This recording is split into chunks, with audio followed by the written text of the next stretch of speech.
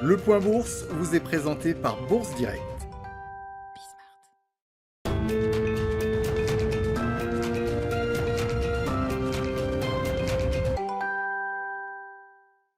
Bonjour à tous, la tendance est à la hausse ce matin à la Bourse de Paris. Les investisseurs qui ont pu prendre connaissance hier soir des minutes de la Fed après la clôture parisienne.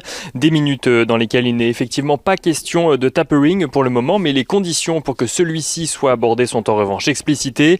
On retrouve dans les minutes l'idée partagée par plusieurs participants, je cite, que si l'économie continuait de progresser rapidement vers les objectifs du comité, il pourrait être approprié à un moment donné des prochaines réunions de commencer à discuter d'un plan d'ajustement du rythme des achats d'actifs. En ligne de mire donc l'amélioration globale de l'activité, mais aussi cette progression d'inflation qui inquiétait les marchés ces derniers jours.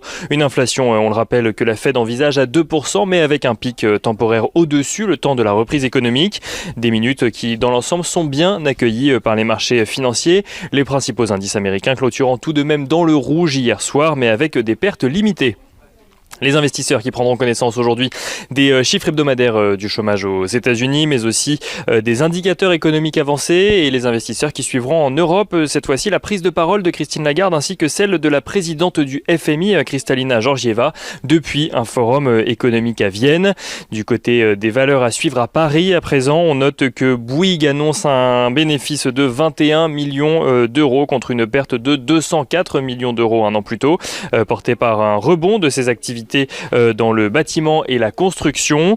Le groupe confirme par ailleurs ses objectifs pour l'ensemble de l'année et compte dégager des résultats supérieurs à ceux dégagés pour l'année 2020 sans pour autant revenir au niveau de 2019. Bouygues, qui était d'ailleurs la dernière valeur du CAC 40, a publié ses résultats trimestriels, et on note au-delà du CAC 40 que Eurazeo annonce de son côté une progression de 4% de son chiffre d'affaires au premier trimestre. Eurazeo qui en profite pour confirmer ses objectifs pour l'ensemble de l'année.